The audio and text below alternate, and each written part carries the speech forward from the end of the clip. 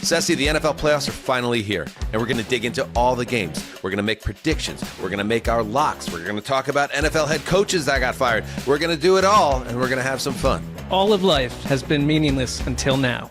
Let's heed the call.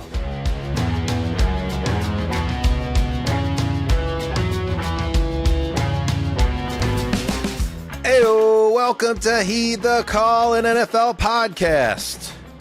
Wild Card Weekend edition. Dan Hanzus here with Marc Sessler, Conor Orr, Justin Graver on the ones and twos.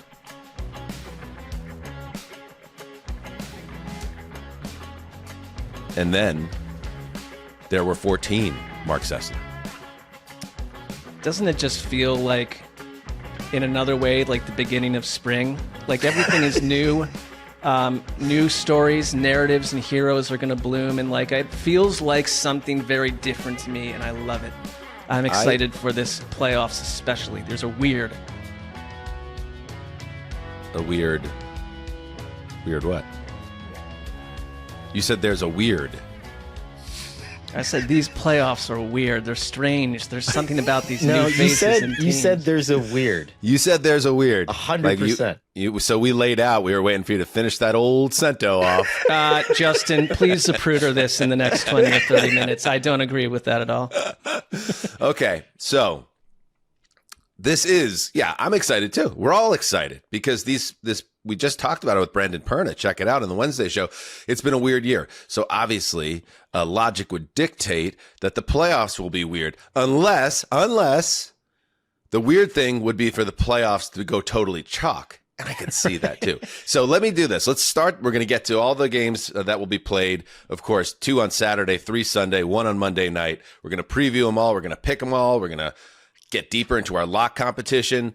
It's winning time. But first, I want to start with a bit of a scientific experiment, I'll call it. So this is what I'm going to need for this experiment, gentlemen. We're going to put on blindfolds, which I had reached out to you guys privately about procuring them. Mark, I knew you had to go down to your basement and get some of the leather ones, I'm guessing. Totally incorrect, but I like the concept. And then I'm going to have one by one, you guys pop out. Just turn off your camera, and then come back in when we let you know it's okay to come back in. I'm going to start with Justin, though. This is a scientific experiment about these NFL playoffs. Okay, boys, I want you to make sure you cannot hear what we're about to do here. Speaking to Mark and Conor, simply remove your headphones. Please put on your blindfold. Justin, you will keep your headphones on, but please put on a blindfold for this experiment.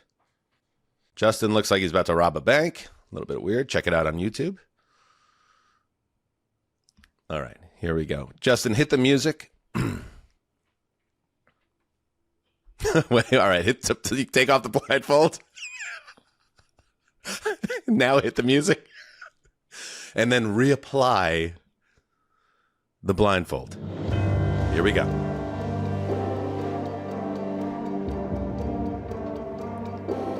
Justin, I want you to think deeply and answer with the first thing that comes to your mind. Do you understand? Yes. Don't think about it. Think deeply, but instantaneously, and give me this answer. Who will win the Super Bowl? Rams. Okay, let's bring in Conor. Okay.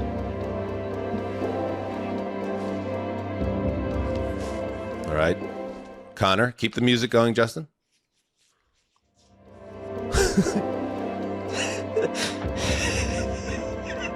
Conor. Yes. Don't think, just answer. First thing that comes to you. Okay. Who wins the Super Bowl? The Rams. Okay, let's bring in Mark.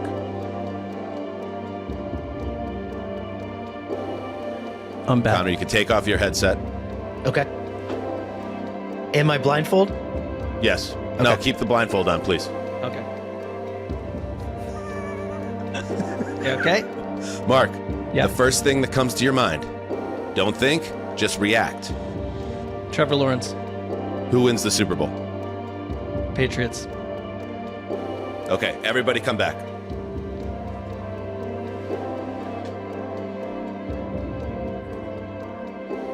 All right, that was I wanted to tap into the deepest reaches of your brains to find out who's going to win the Super Bowl. And I did the same exercise myself privately.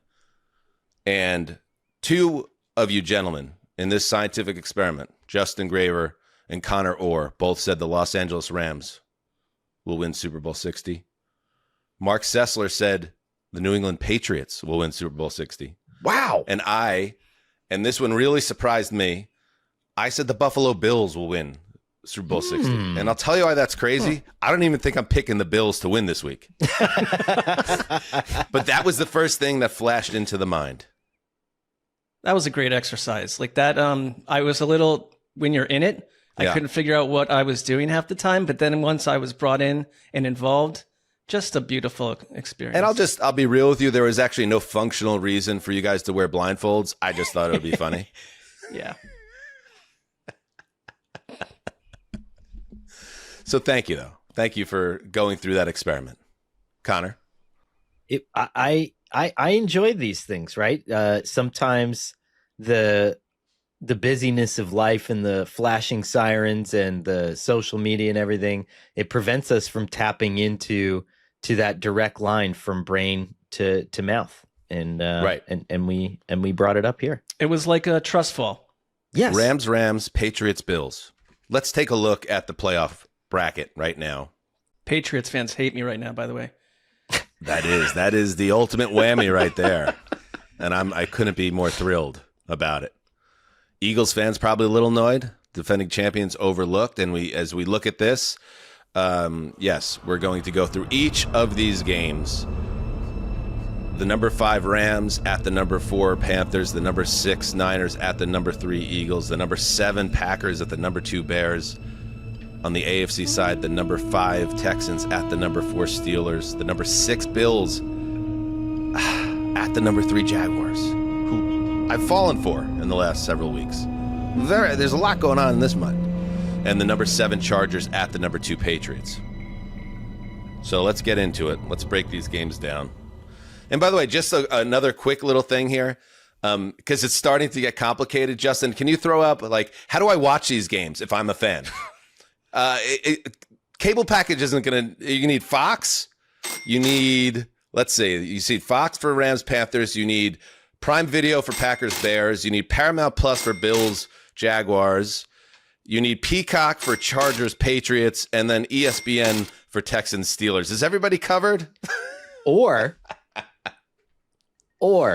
Yes. you just need a basic cable package plus like your sister's Prime account or sister-in-law's Prime Right. account. See, What about Peacock?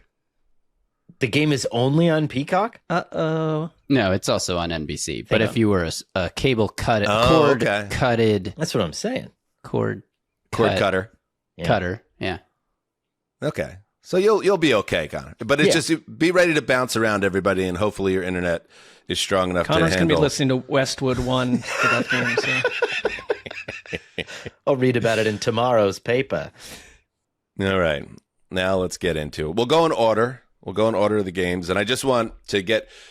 We do have our lock competition that is a very tight race right now. In fact, Connor and Dan are tied at 9-9. Not great look, but we're gonna get hot in the playoffs. Mark 1 game back. Gravy is 7-11. Okay, and we're going to kind of revert back to the old days for the playoffs. Okay, we're gonna do away with the blind locks. Okay, but you still have to if you pick a team that is a 5-point favorite or better, you still have to cover that spread. Okay. But I just figured with fewer games now, it's a little bit disingenuous to pretend like we're not going to see the spreads. So you'll know what the spreads are. We're each going to lock one game, and I have one more rule change before we get into it. You ready for this, Connor? No. The 88 mile per hour double down. Rule change.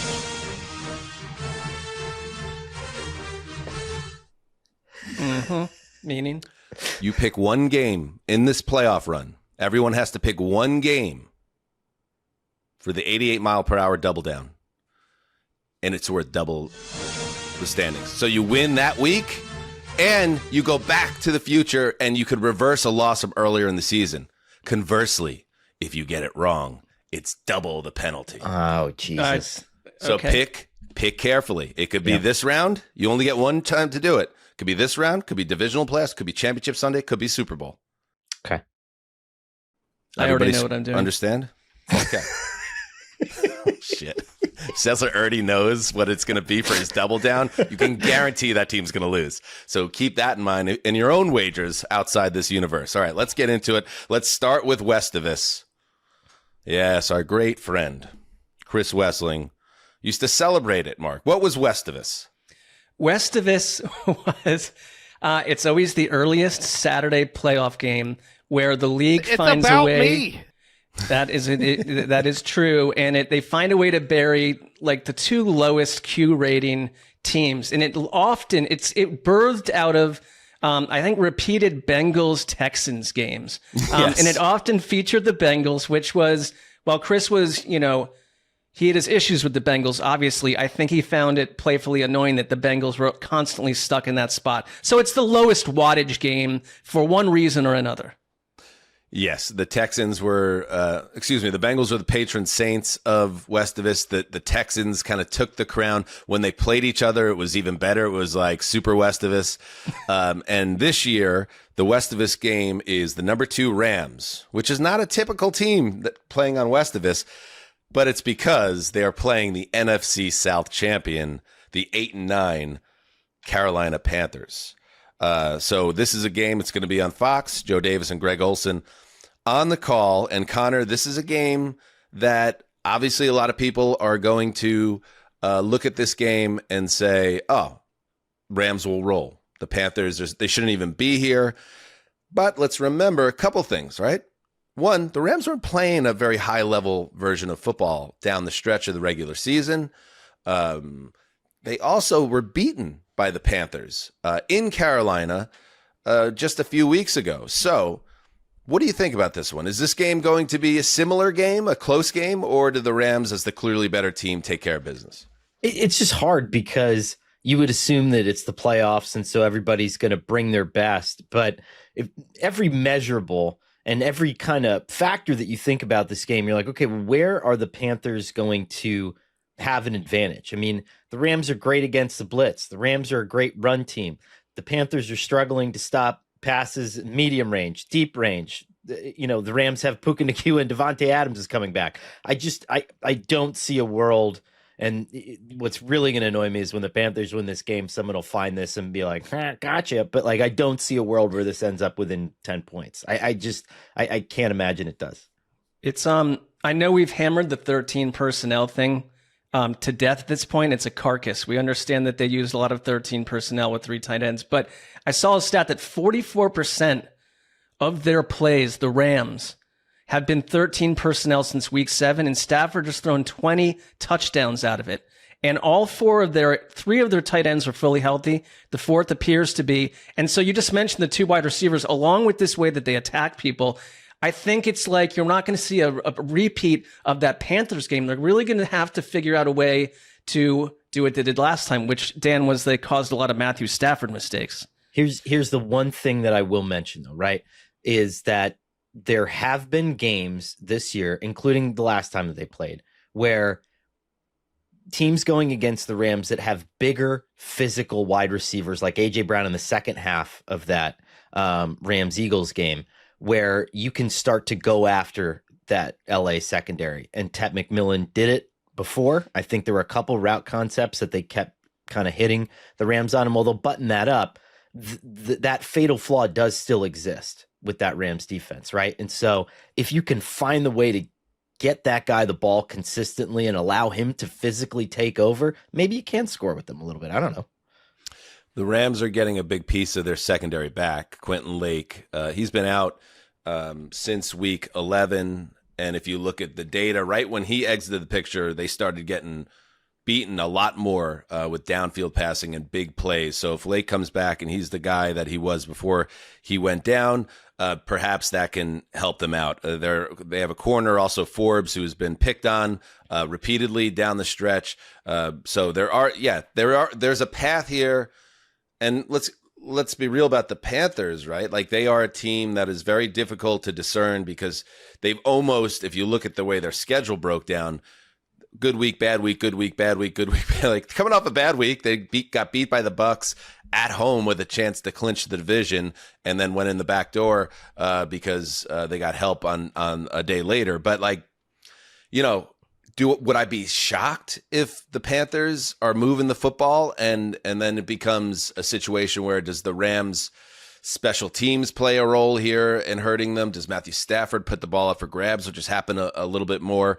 All that to say, I don't see it, Mark. I think this is a game that it is 10.5 in the desert, which is right in line with what you were saying, Connor. And I think it is that for a reason. I think the Rams will take care of business here. And thankfully, I say that thankfully, because I don't think the Panthers should be in the playoffs. And I'm not saying, oh, we need to change the rule book and get the division winner out of here if it's not a 500 team or whatever. I'm not saying that, but the quicker that team could be dispatched, the better. So this is a little bit of a rooting interest, I suppose, as well, and let the Rams move on to what would be a great divisional round matchup. Yeah, I think it almost helps that the Rams had one of Matthew Stafford's worst games and that Emmanuel Forbes was flamed by Jalen Coker and Ted McMillan in that first encounter, because you're not overlooking them on any level. Not that they would, but I'm with you. Yeah. If the Rams were to tumble in this encounter, it would be one of the more stunning wild card results in a while. I don't see it happening. I want to mention one little thing that for each of these games,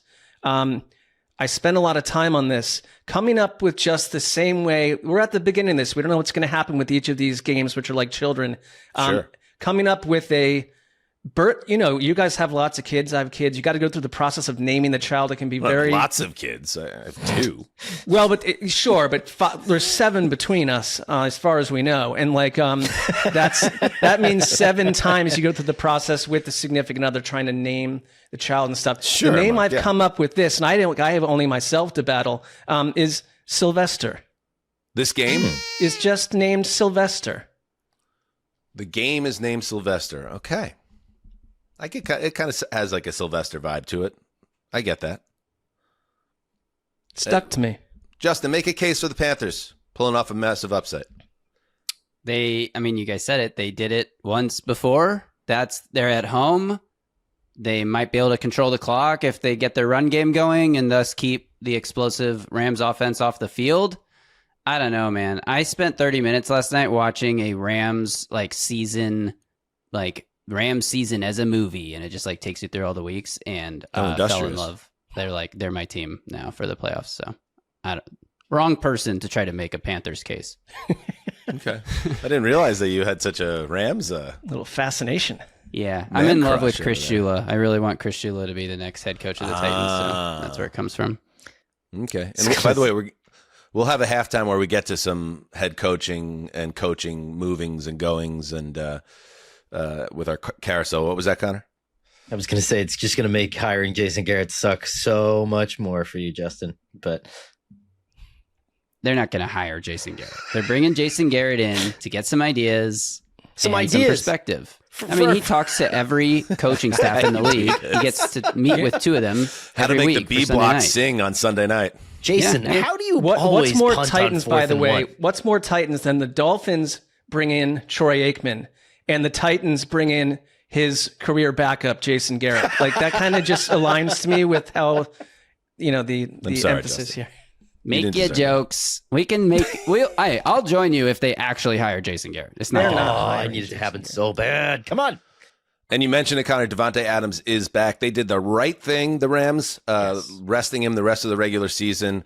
He's got older legs, so you didn't want to rush him back. He adds an entire dimension to their offense, especially in the red zone. I think Puka Nacua and Devontae Adams go over 200 yards combined with multiple touchdowns, and the Rams roll. Okay, let's go to the next game. The number 12 Packers, 9-7-1 on are they on a 4-game losing streak? Yes, but that Jeez. fourth one was sitting starters. But yeah, That's true. Let's call it a 3.5-game losing streak.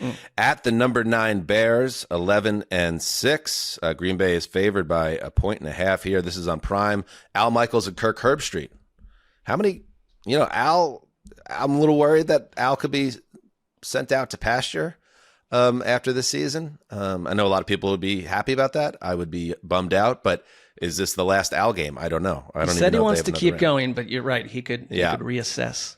But let's focus on the task at hand. A great rivalry game, Conor Orr, and it could be a snow game. We'll see. The weather, its possibility, Soldier Field will be covered in the white stuff. Your thoughts on this one? We got Zach Tom back in the fold, I think, for Green Bay. And if we can get something reminiscent of, that full force running game, I think that this is one that the Packers not run away with, but I think that they win. Whoa. I think this is, the difference between, and whether you want to go PFF grades or, although Monty asked before, doesn't want us to talk about this, but like whatever metric that you want to go by, the Packers are so much better with Zach Tom in the offense than when he's not on the field. And of course, he's one of their starting offensive linemen. But I just think having something closer to a cohesive unit there gets Matt LaFleur and Adam Stenavich fully in their bag as a play caller. They're not going to be as hampered or as limited. And I think that they might be able to make some headway in this one. That Bears defense is still a little shaky, right? Let's not build them into a monolith at this point, right? Yeah, I think we've all been kind of in wait and see with the Bears on different levels this year. But Mark, the one thing why I kind of push back there is like nobody really runs away and hides on the Bears. I would say if there was one game that I felt the most confident is going to come down to the end on a field goal potentially, it feels like to me this game.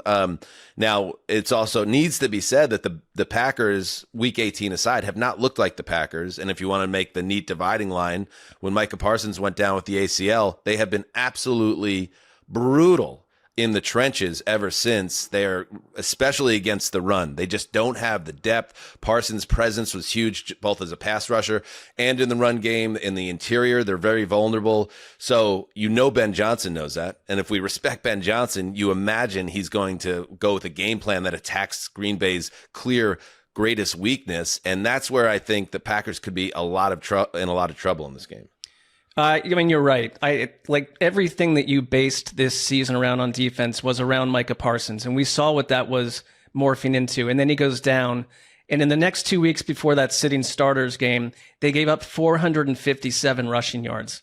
And the Bears are built to run the ball as well. They're balanced, and I think that you're absolutely right. And then if you flip it around to when they throw the ball, the Packers defense since Micah Parsons has 2 combined sacks and 1 interception over their last 4 meaningful contests. So it's like this defense is vulnerable. I think that there's a real chance for both of these games they played were close, and it's these tricky divisional third encounters. I like the Packers in this by like an inch. Yeah, and these are two teams that are entering this game with a lot of confidence. You have Jeff Hafley, the DC of the Packers, ending his Wednesday presser by saying, "We are not going to be done, so I will see you guys next week." That's also one of those things, con man. There's a coordinator to be like, hey, owners out there, maybe looking to fill a post. Look at me. I'm a shiny boy. And then there's Ben Johnson also coming from a place of confidence. We're mentally prepared to play for 5 more weeks. And so that's our intent. Look at the lighting on. How do you do that? You go out and you win the first one, and we're going to go all out for this game, and we'll worry about the future when that time comes. But now it's not the time to look back and reflect. I think about what can't you fix going into this game, and I think that one of the Bears' issues is covering deep passes and having their cornerbacks be effective deep down the field. And what's something that the Packers are really good at is pushing the ball down the field. Jordan Love, we've had a couple weeks without Jordan Love. Before he was hurt, there's a sound argument to be made that he was like the 3rd best quarterback in the NFL this season. He's back. He's recovered from this concussion theoretically. Like this is, I just, sometimes we forget what it looked like. And I think this is a really good football team. So I love this. I love this quarterback matchup. I love it because I agree with you. I had a conversation with my buddy Bob on Thanksgiving. He was over the house with the family, and it was one of those Jordan Love games where he's just absolutely locked in. He's a little bit like Purdy in that way where, you know, he'll go stretches a month or whatever where he's fine. He's not bad, but he's just good. He's a good starting quarterback. But then certain days he wakes up and you cannot stop him. And he could be nuclear hot. And can that happen in this game? Sure. I think absolutely. It could be one of those Jordan Love games. And maybe in that scenario, Connor, it is a game where the Packers can run away and hide and knock off the Bears in their building. On the flip side, I've loved this Caleb Williams season. Yes. I loved everything about it. I loved the way he took the next step, the way he melded with Ben Johnson, the way he did, just the toughness that he showed, the way to rise to the moment. And I really struggle to imagine a scenario where in the playoffs on this stage, he shrinks or doesn't have a major say in what happens. Let's listen to Caleb on the eve of his first NFL playoff game. I think I am built for these moments, mentality-wise, how I've worked. And so, you know, that's I've been in a bunch of big games before and a bunch of big rival games. And so, you know, in those moments and in these moments, I think I can provide a spark for the team. I think I can, you know, do whatever my team needs me to do, whether it's stay in the pocket, whether it's run, whether it's scramble, whether that's, you know, whatever, hand the ball off 30 times and be energetic about it. Whatever it takes is where I'm at and where I'm going to be at for these next couple of weeks, hopefully. Wait a minute. I'm changing my pick to the Bears. No. Oh no! Oh no! And I want to tell you something else. Don't you put that evil? No, What no. do you mean you pick? What pick? I picked the Packers, sort of verbally. Oh, you're saying you're locking up the Bears? I'm not locking them, but I am picking the Bears to win this. But I have a premonition. Chicago. Colston Loveland, 2 touchdowns, Oh boy! including the winning touchdown. You know the people of Chicago. it's just like I mean, it's tough, man. Who's been to Chicago? It is tough there in January. I mean, in some ways, it's like the Chicago Bears are the thing that keeps the city alive. So for you to come in from the top floor of the book depository there, Mark, that was tough. My baby name for this game is Justin.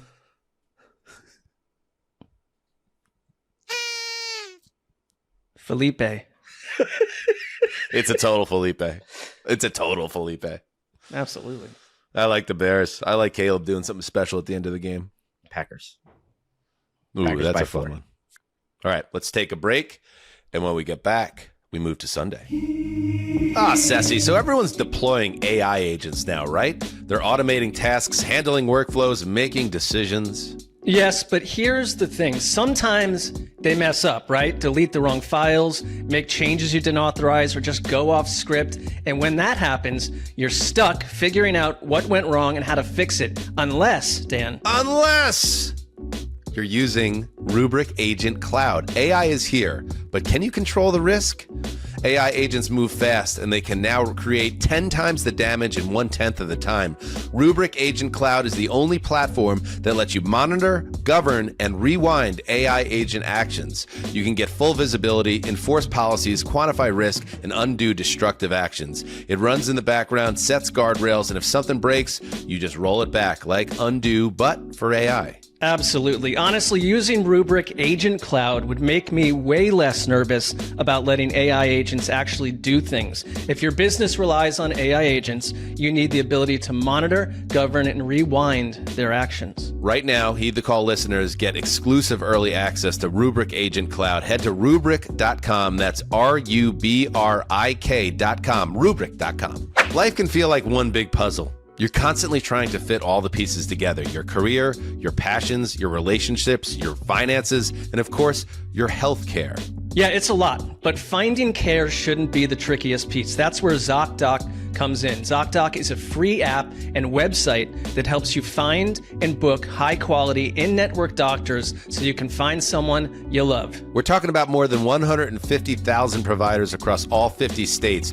Whether you're looking for dermatology, dentistry, primary care, eye care, or any of the 200-plus specialties on ZocDoc, you could search by specialty or symptom and build the care team that's right for you. Want to see your doctor in person? Great. Prefer a video visit? You can do that too. You can even read thousands of verified patient reviews, see real-time availability, and book instantly. No phone tag. Appointments often happen within 24 to 72 hours, sometimes even same day. Mark and I use this, and you should too. Stop putting off those doctor appointments and go to ZocDoc.com/heed to find and instantly book a doctor you love today. That's ZocDoc.com/heed. ZocDoc.com/HEED. Thanks, ZocDoc, for sponsoring this message. All right, we are moving to Sunday, starting with the number 10 Buffalo Bills in our power rankings, 12-5 at the number 3 Jacksonville Jaguars, 13-4. Buffalo's favored by 1.5. Nance and Romo on the call. That's a great way to get into the game because one of the many things that I've loved about this Jaguars rise in the back half of the season, and they're piping hot. How many wins in a row 8 for the Jaguars? Yeah, the Jaguars are winning every week. They are building this momentum, and the vibes, as I said the other day, are impeccable right now. The best thing that could happen is for Vegas to pick the other team, the Bills. And I just think that feeds into this internal narrative that they're loving, that like nobody respects us. We're this small market team. Nobody wants the Jacksonville Jaguars anywhere near the Super Bowl. And you know what? Fuck them. Like, we're going to win, and we're going to continue to win. So I love that as a setup, Connor, because I know that Jacksonville is fed off that mentality, and a lot of people are going to think this is Josh Allen's year, but the Jaguars don't care about any of that. It's going to be a big one in Duval. It is. I just think it comes down to, first of all, Justin, do we know the weather in Duval? We got a weather game here? Well, remember I'll check it out. What was it, like 6 or 7 weeks ago when the Bills came down to Miami and Josh Allen looked like he had just fallen out of a sauna and he was completely gassed and the Bills got spanked by the Dolphins? Do you remember that? I do. I'm just a thought. Okay, never mind. It's going to be like 50 degrees. Ooh, a little light rain. That's exciting. Well, you could get some Tampa Bay rain like a week ago. That could change things. To my original point here, having Romo in here is it's going to be this excuse to rhapsodize about quarterback play. But can the Jaguars improve enough against the inside run to limit the Buffalo Bills grinding out these possessions and keeping Liam Cohen's offense off the field? I really think it begins and ends there because Jacksonville, I think, is like 15th or 16th in the NFL against inside runs. Buffalo is like arguably the best inside run team in the NFL. If you get James Cook going, this one kind of goes a different way. Let me just share a little weather since we're here. I'll button this one up. Yeah. The weekend will begin with weather in the low 80s in Jacksonville. But by Sunday, the temperature will drop down to still a nice, comfortable 65 degrees with a 24% chance of precipitation. So I don't think we're going to get that Tampa, Carolina week 18 type setup. And I'm happy for it. I want to see these teams playing without the weather interfering. Yes. I do too, because I think Dan, I get where you're coming from with Jacksonville, why they started to win you over. Where I think a couple months ago, it's like that they're just part of the pack. It's like during this 8-0 thing, like Trevor Lawrence has seen, I think the Jacoby, he's seen the middle of the field so well. And guys like Parker Washington are thriving. They are he has 19 passing touchdowns and 5 rushing touchdowns during this 8-game stretch. But it's Jacoby Myers. That trade absolutely worked in every possible way. Gladstone.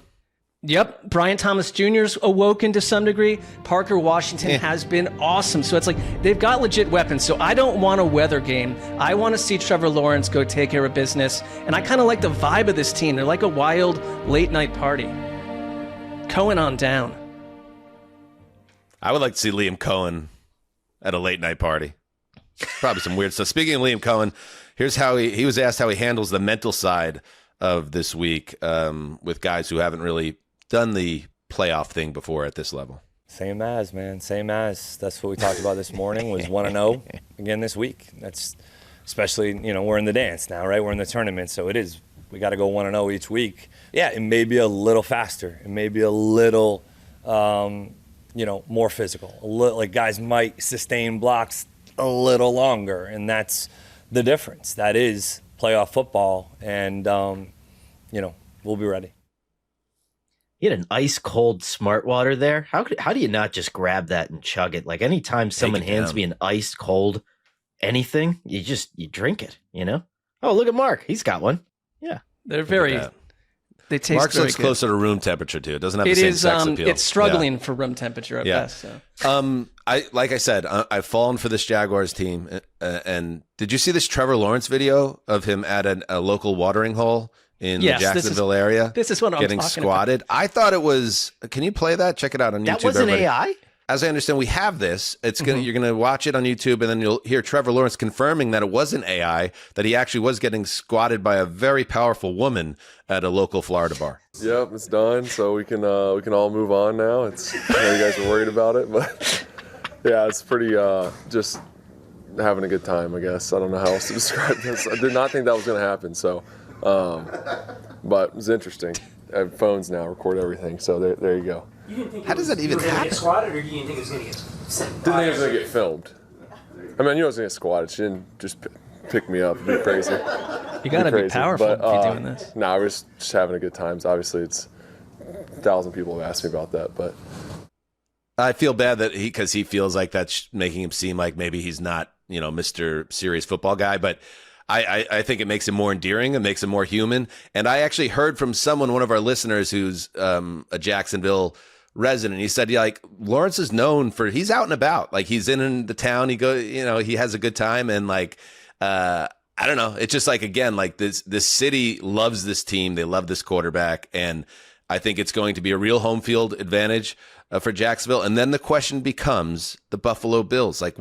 Which version of the Bills shows up? Because I might have had a vision that the Bills win the Super Bowl. But again, I think the Jaguars might be the better team. I think they're the better all-around team here. They have home field advantage, and it's going to put a lot on Josh Allen's shoulders to combat what's going on with Jacksonville, which is a lot of good things. They won't. Here's the thing about Josh Allen. I don't think he's going to be able to have one of those freewheeling Josh Allen games because the Jaguars have a ton of pieces on defense that are able to, you could use a lot of different people as a spy on Josh Allen, I think, with that Jaguars defense. They're very versatile. They're very athletic. And so I don't think he just runs all over the place and goes berserker on this team. And again, I just think it's got to be a foundational, in rhythm offensive game for the Bills. And they don't win a whole lot of games like that. No, I think it's a huge James Cook game. And this Jaguars defense, it hasn't been so much like this down the stretch. But remember the takeaways, the bundles of takeaways in games. That's when you find out that Josh Allen can be solved at some point. It's if he falls into a turnover scenario. I mean, you can't just predict that. That's just going to be something that happens or it doesn't. But the Bills are a different team than any other team in this AFC playoffs. It's like they are the last of the old wave. Everyone else got swept out of this January contest, and the Jaguars are the new wave. And it's what happens to the mindset? I don't want to go down this too far, but it's do you get tighter and tighter if you're Buffalo, if things are going poorly and this crowd is going absolutely insane? I know there is that conversation out there, with Burrow's not here and Mahomes isn't here and Lamar's not here, so this is Josh Allen's time, no excuses. I thought it was so important that the Bills won that division. They didn't win the division. Now you got to go on the road and play 3 very difficult games just to get to the Super Bowl, and I think they're going to get picked off, and I think they'll get picked off right here. I think their run defense, which has been an issue, if Jacksonville and Liam Cohen could cook up stuff to gash them in the run, it's going to set up Trevor Lawrence, who's played very well this season. And I think Jacksonville, it is set up for the Jaguars to send the Bills home. And then some really hard conversations, if that happens, will have to be had in Western New York, Justin. Dan, I agree with everything that you've said so far about Jacksonville, about the vibes, about just feeling like this team is about to do something special. I think the Jacksonville Jaguars will win this game against the Bills. I think they will defeat whoever they are facing next week. And I think this team could go all the way to the Super Bowl, where I do think they will lose to the Rams. But I am super confident in them in this game at home against the Bills. I am locking up the Jags. Whoa, okay. Quality lock. Is it your Back to the Future lock? No. Okay. Just And saving Justin, that just to see what happens. Just to let you know that you just locked up a newborn baby named Jelly Belly. That's a tough one. That's the birth name that's on the certificate? Jelly Belly was born in a compound. What a mess. All right, let's move on. The San Francisco 49ers, they had a chance to clinch the NFC West and the top seed with the win at home in Week 18. Didn't go their way. So now they got to go on the road to face the Philadelphia Eagles, a 12-5 against an 11-6 team. Philly's favored by 5.5 here. Fox, Burkhardt, Tom Brady on the call. I think, Sessy, this is going to be a game where the Eagles are at some type of crossroads. I feel like that's a great matchup for them, right? I feel like you look at the history of Shanahan versus Fangio, you look at the way San Francisco closed the season, the injuries, the emotional and physical toll of that Seahawks game, and now essentially on a short week having to play Philly on the road, the defending champion. Everything is in the Eagles' court, I feel like, on this, except for the one thing about the Eagles cannot be trusted.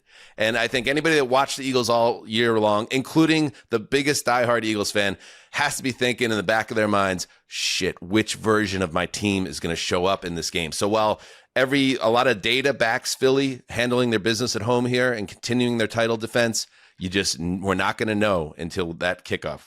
Well, this version of the Eagles gets Lane Johnson back. I like that a lot. Jalen Carter is back. The Niners ran only 42 plays last week and were absolutely eaten up. Their injury status is of all these games, I think this is the one where you're monitoring injuries like right up to the end, because like Tatum Bethune is out, D. Winters, Luke Gifford. That's their whole linebacking crew. It sounds like Ricky Pearsall may not play. Like that's your downfield It's threat. more of a surprise when Ricky Pearsall does play at this point, let's be honest. But yes, he has an important function in that offense. Yeah, and I think to your point on Vic Fangio, like Vic Fangio to me sits as the beating heart of this entire situation, because you can't count on the Eagles to give you more than 2 quarters of offense. There's one incredible stat out there that I saw from Greg Cosell today, that in the second half of last year, the Super Bowl champion Eagles and Saquon Barkley in the middle of that ran for 750 second half yards. This year, it's about 500. That's 1,250 less. Like, they're just not able to close games. And I think it's a mystery, because like which Eagles offense will show up, but I trust Vic Fangio's defense to keep this close. Kyle Shanahan talked about the biggest challenge in facing Vic Fangio, who, by the way, Shanahan has tried to hire 3 separate times. And it makes you wonder, like, obviously because he thinks he's great, but also if you hire the guy, it means you don't have to go up against him anymore, and he doesn't figure out your offense, because and they haven't faced off since 2018, but Fangio has killed Shanahan's teams every time. Here is Shanahan on Fangio. I mean, Vic schematically, he's always been the best to me, as good as anyone there is.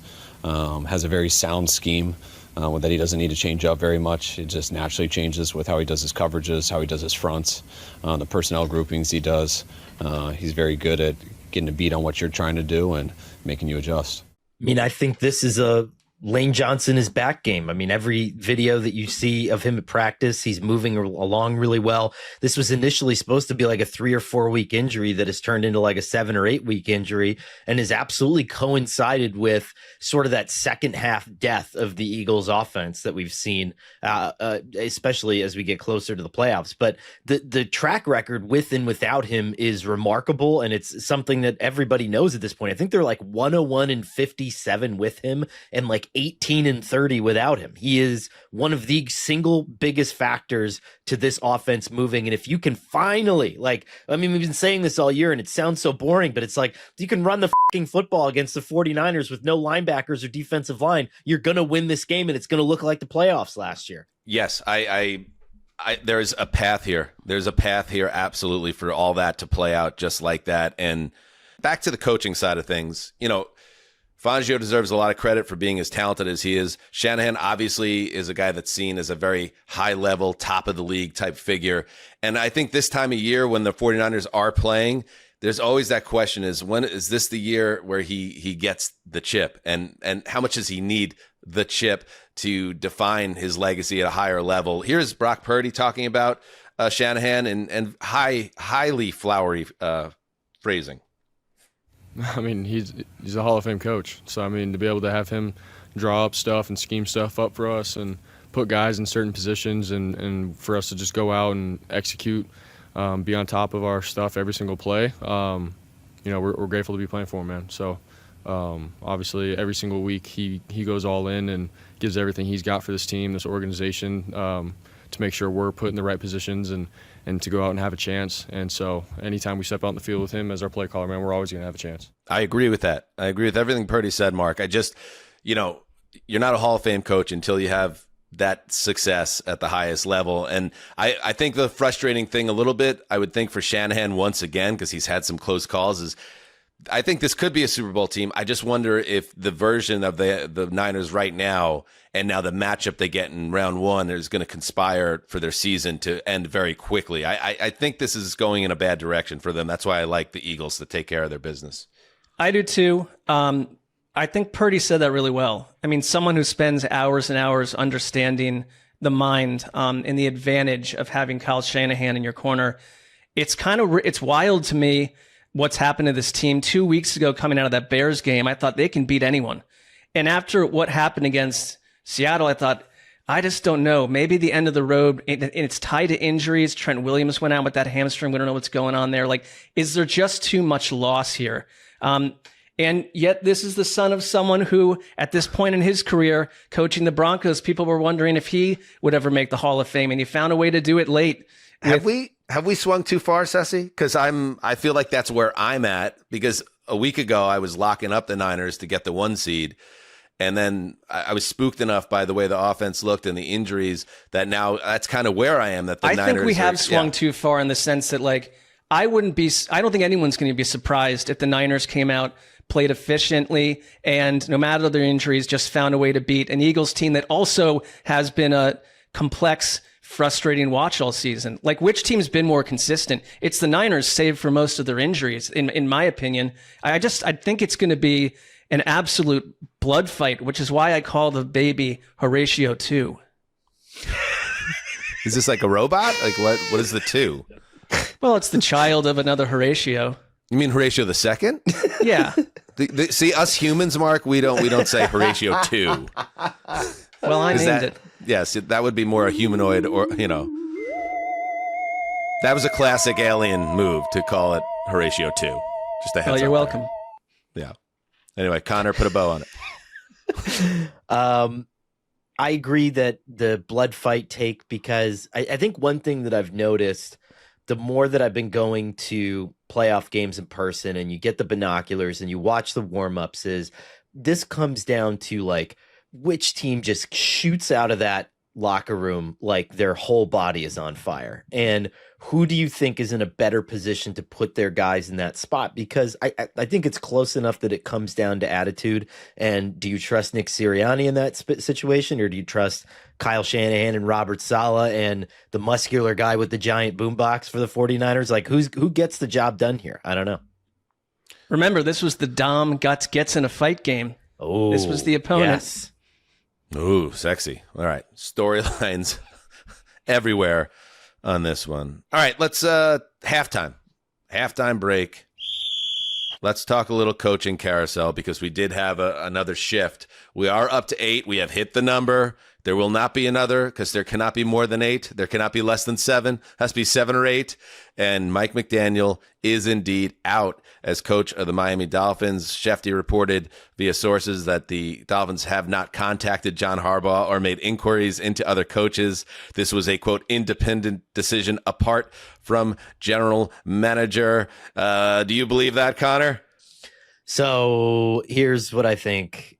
I think the Dolphins paid a lot of money in fines and draft picks to try to get Sean Payton and Tom Brady here when Brian Flores was a head coach and there were tampering issues. And now they get into this situation where Stephen Ross is very tied into Michigan. He tried to hire Jim Harbaugh. I think even going back a couple of years, there was reporting that John is like his dream candidate if he ever comes on the market. So what is it? 3 hours before John Harbaugh is fired, the Dolphins move forward, second round of interviews, and one of the candidates has direct links to Harbaugh. And then all of a sudden, even though Mike McDaniel gave a press conference 2 days ago, you now fire him as the head coach. And so if you're Miami, the time, like, everything has to be couched in a way to make you not look like you might be subverting the Rooney Rule, right? And my guess is they're going to go guns blazing at Harbaugh, and with the idea that also, like, the GM is going to have their say and be in it at this point to make him not look powerless here. So it's a very delicate balance, but I think Harbaugh is probably the guy here. I think that, like, that makes a lot of sense, because I don't think you make this move into a void, right? I get the hiding what's really happening deep state wise, and you don't want to get fines and all this business, but there are 8 or 9 teams heat seeking John Harbaugh, and a lot of them have a lot to offer, not all of them equally, but it's a little bit rich for the Dolphins to think that they can pull that off unless they know they can. Right. It might be, I'm doing a Mad Men rewatch right now. Best show ever, in my opinion.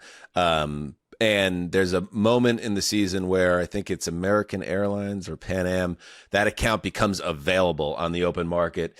And Sterling Cooper, or what is it? Yeah, Sterling Cooper had Mohawk Airlines, which was a $1 million account, right? But American Airlines was an $8 million account. And they had to fire they had to disconnect from Mohawk to pursue American Airlines, right?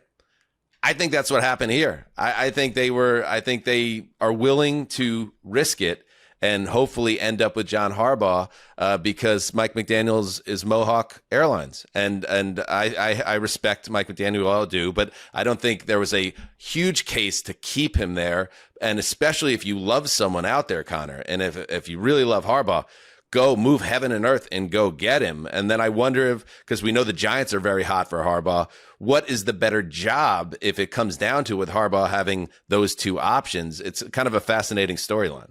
It is. And you have to take into account that, like, John is 63. And so you're pivoting into that kind of golden age and golden era of your life. And sometimes I think about stuff like that and it's like, okay, do I want to be 63 starting over and I mismanage a game and then I'm getting dragged on WFAN for 5 straight hours and then I have to sit in the Garden State Parkway on the way home for my miserable gray ass commute back to Franklin Lakes? Or do I take my wife and no state taxes and retire to Miami Beach and whatever happens, happens? Yeah, I can get rid of Tua Tagovailoa. It doesn't matter. I mean, I'm tied in with the GM, and that's the real important thing here, guys.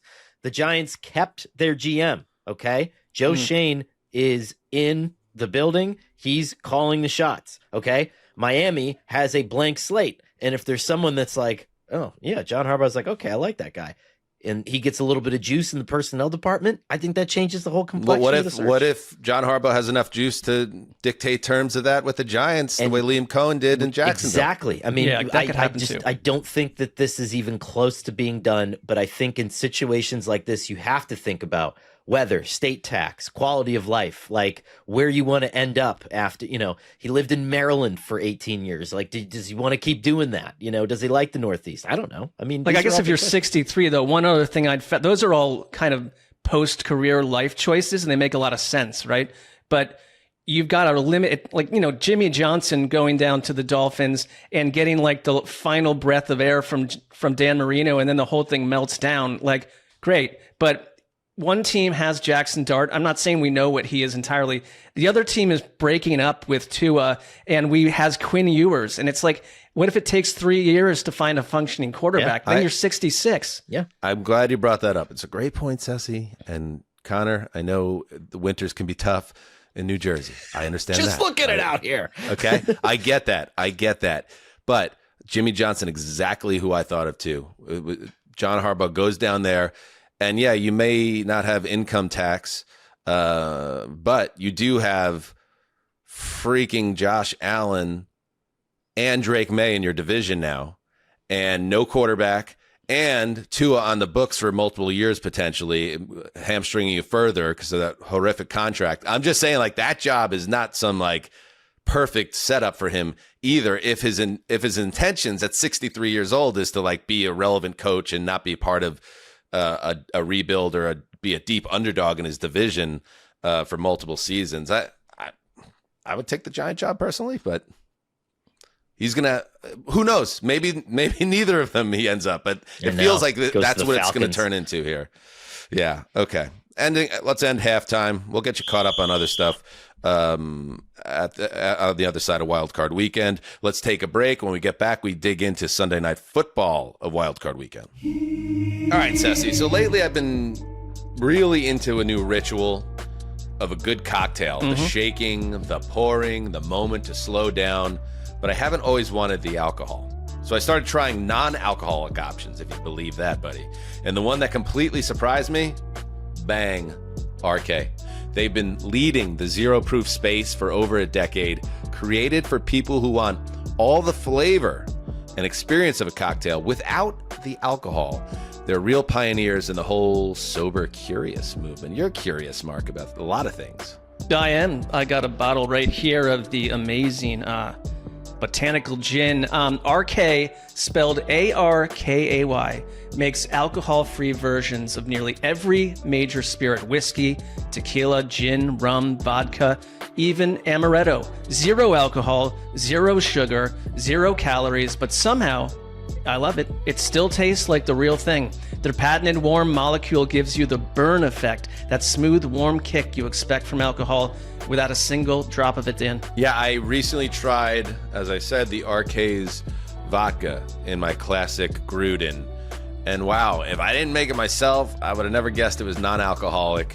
The aroma, the flavor, that little kick, it's all there. And with over 20 flavors, there's something for every cocktail lover. Yeah, investors, influencers, and millions of fans are joining the RK Zero Proof revolution, and the warm molecule is changing the game with the holiday season, and dry January is here. There's no better time to try RK Zero Proof, your favorite cocktails made non-alcoholic.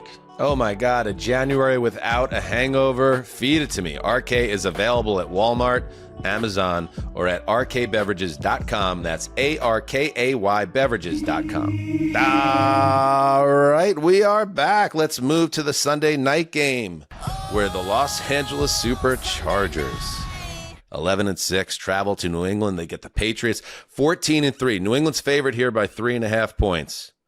And this is the Tirico Collinsworth game. Another great matchup here, Mark. I think this is the one where, let's see, the over-under is 46.5.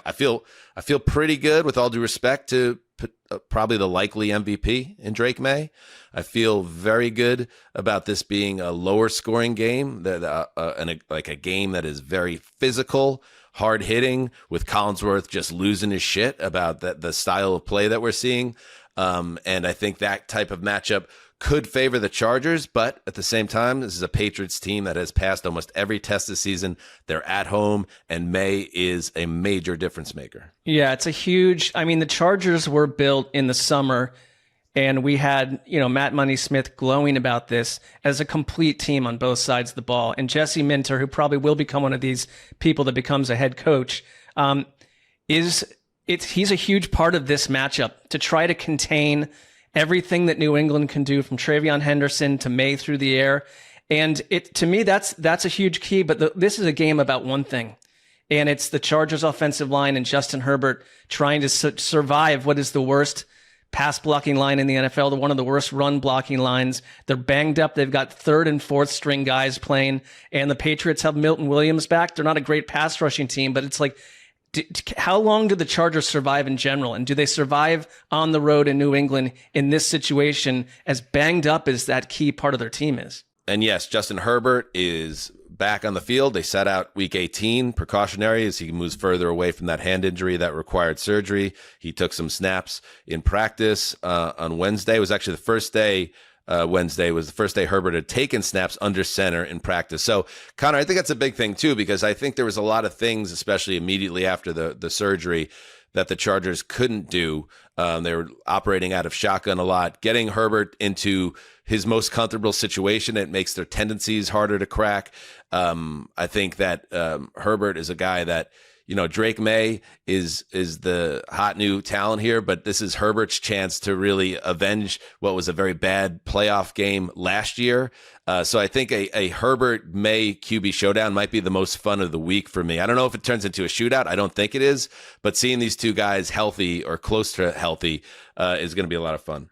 I think back to last year, and when they lost that Texans game, you're just looking at like Ladd McConkey just trying to carry the weight of the world on his shoulders, and Justin Herbert, and that's the only person he can find. And this was the year that the Chargers looked different, in part because Quentin Johnston finally came around. And I think that this needs to be a big Quentin Johnston game where, Chargers are good at running the ball to the outside. They struggle to run the ball up the middle. Like, they're going to need a lot to get all the components of their offense firing, but like, let's get him involved quickly. Let's get him some balls in the quick game. Like, this guy's massive. He's super fast. He's super strong. Like, if he's confident, and I know it's tough and it's on the road and it's cross country, but like, man, if you can get a guy like that going, it just unlocks your offense in a totally different way.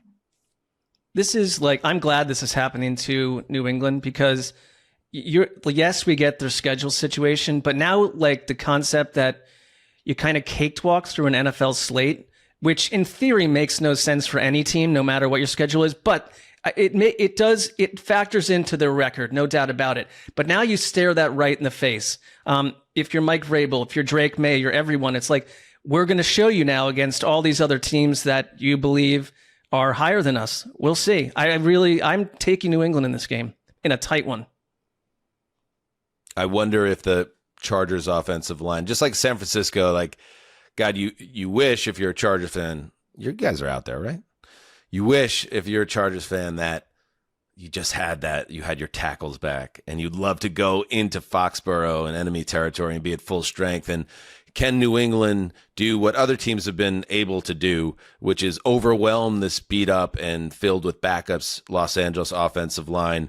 If you believe in things like PFF stats, they are at the bottom of both pass and run blocking grades. They allow the highest pressure rate in the league.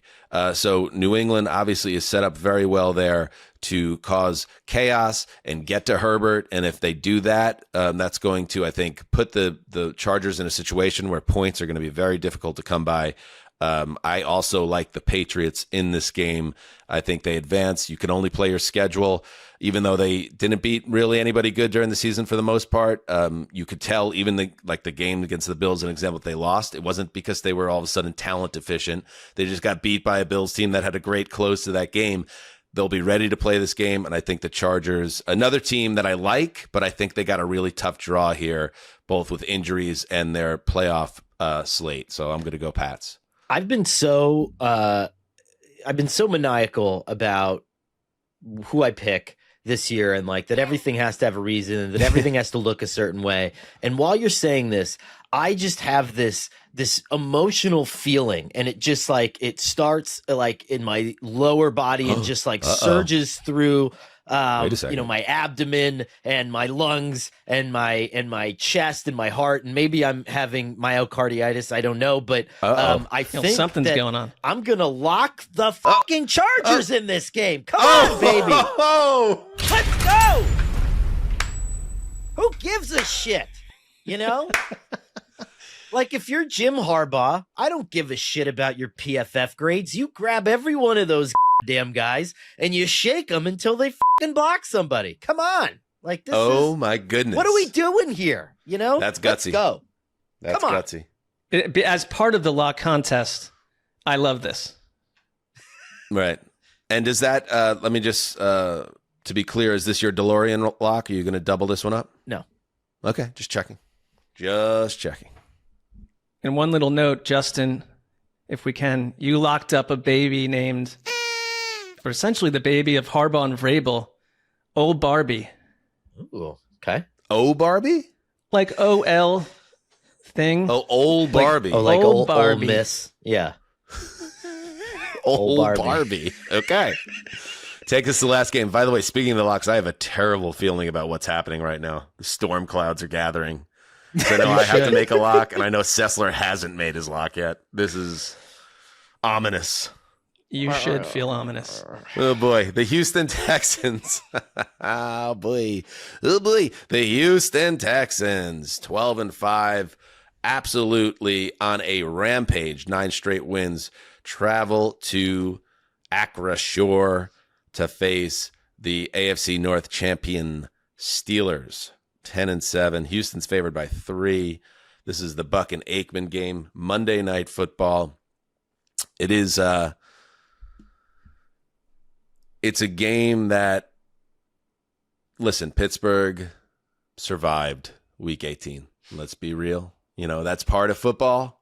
But they had every breakdown imaginable defensively down the stretch. They missed an extra point. We didn't even really talk about, like, was anyone bailed out on a higher level by Tyler Loop than Boswell, excuse me. Chris Bosio. I was thinking the old Milwaukee Brewers right-hander. Sure. Chris Boswell doinking the extra point and putting the Steelers in a position to have one of the worst stomach punch losses in a very long time. But Loop chokes, and that allows the Steelers to advance. And now their reward is the ferocious Houston Texans defense. And the way I get into this one, Mark, is what is, like, at this point, Aaron Rodgers is not an elite player at quarterback, but there's one thing that he does better than anyone in the league, which is get rid of the football. It's out. He snaps it, and within like 2.5 seconds, that ball is gone, usually on a short, a check down, or an intermediate route, because he doesn't even bother to. This isn't about letting a play develop to gash a team downfield. It's like, I can't move. I don't really want to get hit. I'm like 43 years old or whatever. So this ball is getting out. So on some level, it would negate, you would think it would negate or neutralize Houston's greatest strength, which is Danielle Hunter and Will Anderson, to the probably 5 best pass rushers in football. And yet I still think those guys are going to create major carnage. And I wonder if Aaron Rodgers even survives this game. Not dies, but if we end up seeing the backup on the field. Yeah, I think like that's probably their move, right? We have recent evidence that Rodgers essentially did that to avoid Myles Garrett from creating havoc a couple weeks ago. And you have DK Metcalf back, so maybe you're taking some shots downfield. But I think what the Texans can do, if you want to play this quick pass game, is drop back one of the best secondaries and one of the best, back sevens of a defense in the league, and let them dink and dunk it, but not really do much more than what we see the Steelers typically do on offense outside of a couple weeks when Metcalf took off. And you get a solid game from CJ Stroud. And then at some point, they are going to create blood and fury, and the Steelers will be vanquished. I see this. This is the game I circled, and it's not like some big shocker, but I circled it as a Monday night fry down, a blowout. DeMeco Ryans in 2 wild card games over the last 2 years. DeMeco. His teams, sorry, Coach Ryans. Coach Ryans. But these Texans teams have scored 79 points combined in their last 2 wild card games. So with absolute and utter confidence, I am locking up the Texans, and I am doubling down on them. 88 miles an hour. Let's go. Going back to the future. Hold on here. Timeout. I'm crushed right now. Yes, Connor. Okay, the spread rule still applies, correct? Correct. All right. And we don't know it, right? We do. It's -3. Oh, it's -3. Okay. Yeah. Wow. I figured it's in Pittsburgh. That's So. a lot tighter than I thought it would be. All right, what I'm going to do, yes, I don't have another choice here. I'm not going to lock the Steelers. I, too, will lock the Texans, as I had circled that earlier this morning. But just to give myself a little bit of coverage, and I do like this, when Mark absolutely screws the Texans season here, at least it will hurt him twice and me only once. So I'm going to hold on my DeLorean here. Okay. I'm just going to lock up. We're just going to lock the Texans to I would move. say for this whole fan curse business, like, I'm only one game out of first, so no, I'm not cursing anyone to such a higher degree than anyone else here. Oh, I would say feels like a pretty Mondo curse right now. Okay. Well, we'll see. I mean, if you're a Patriots fan and you're a Texans fan, you're head on a swivel right now because he picked one to win the Super Bowl and a double lock on the other. This will be a good test, Essie. It will be a successful test. Yeah. Well, I just love everything about. As weird as it is, these AFC South teams, both the Jags and the Texans, and I just, you're going to need an otherworldly effort, I think, by Pittsburgh's defense, and I just don't know if they're able to go punch for punch in that way with what Houston can do. And Connor, I think like what you were saying, Mark, about like how the secondary, and they got stars all over that defense with Stingley in the back end there too. They know that even with DK Metcalf back now from suspension, that Aaron Rodgers is not going to be looking downfield, so they could really compress this field and make it very difficult to come by yards, and I think that's going to be what's going to cost Pittsburgh here. And I'll throw one more X factor. I mentioned it the other day. Fairburn, their kicker for the Houston Texans, just set an NFL record for field goals in a season. I think he has a big game because I don't think the Houston Texans offense is going to score a ton of touchdowns here, but maybe one or two, and then Fairbairn kicks 3 or 4 field goals, and I think you end up with a 24-10 type win. I like the Texans a lot, obviously. I'm glad you brought that up because after Tyler Loop missed, I did some digging into success rates in cold weather at Heinz Field, kicking wise, and it's one of the worst places to kick in Very that difficult. Environment because you also have the wind coming off the river on the backside, and so I think because Loop was kicking in the other end zone, but it basically creates like a mock wind tunnel, so much so that when Justin Tucker was with the Ravens, they had like a shitty practice field that they never used called Field 4 that they kept shitty just so Justin Tucker could practice kicking like he was at Heinz Field. And so there was this specific thing because it was such a nightmare. And so you clearly, after you're the Texans, after watching what happened last weekend, you do not want this game to come down to 3 points. And I don't think it will, but. Mm-hmm. One last little note. Justin, the baby name for this tilt, Tom. Oh, yeah. I actually, that one makes a lot of sense to me. Demeco Ryans' defense is going to have a ball in this I'm game. going to be eyes open for the next time anyone mispronounces anyone's names in a flurry of words. Here, how's this for a stat? Okay. Will Anderson, Danielle Hunter have combined for 176 pressures and 29 sacks this season. Aaron Rodgers, this guy does not like to be hit at all. This ball's going to be getting out of his hand. It's going to set the record. Whatever the record is for the fastest average rate in a game, I think we're going to see it with Aaron Rodgers before he's in the blue tent. That's my prediction in this game. It's a good thing they have so many weapons that can separate quickly and get downfield to make that a successful scheme. All right. There we go. So we got 2 locks on the Texans. We got a lock for the Los Angeles Chargers. We got a lock for, who did you get again, Justin? Apologies. The Jaguars, was it? That's right. Very nice.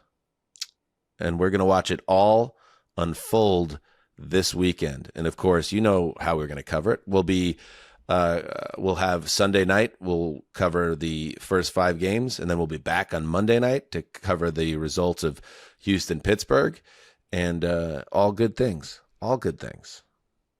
Tom, that's the name of the child on Monday night. Mm-hmm. What was the other one? Horatio 2? Yeah, but major it's the number, alien misstep it's not, there. It's like 2 the number. Like, All right. Do you guys want to see? You want to see the Tom Brady power rankings going into the playoffs, just for fun, as we say goodbye? Let's check it out. Here's Tom Brady. Speaking of people trying to be humans, Tom Brady, ladies and gentlemen. And the gap between 10 and 1, it might have gotten even tighter last week. How is that possible? It's the LA Rams. I said it this weekend on the pregame. It's razor thin. But I think Matt Stafford is my MVP. Jacksonville, they're your AFC South champion, and Trevor Lawrence got a new set of diamond grills. What an awesome sentence. And we've got playoff football back at Gillette. And at number 1, there's no choice but the Seahawks. They flew down to the Bay Area and handed it to the great 49ers team last week, and Sam Darnold joined yours truly in the 14 straight wins club. We should get some jackets made or something, or maybe vests. Matching sweater vests? I'll look into it, Sam. Just send me your sizes. Let's f***ing go. that is so written by a producer. I was going to say, you could see the teleprompter in the whites of his eyes. Oh. Also, after reading that ESPN article where it's like, yeah, Tom is running everything for the Raiders and he works about 7 hours a week for that team. He's wearing a hat that says Card Vault by Tom Brady. What are even these businesses he's running? They sound like they're like shadow account businesses, like defrauding people potentially. Like Card Vault? That sounds completely made up. Troubling Shell Industries. So many shells, so many Look pyramid into schemes. the taxes. All right. Good stuff, everybody. We'll be back Sunday night recapping all these games. And if you want more of the heroes, head over to the Patreon, where in addition to Heed the Love with Mark and Billy, which debuted this week, premiere week on the Patreon, we also have the return of the Friday Fun Show with this whole gang. That will drop on Friday. So you get...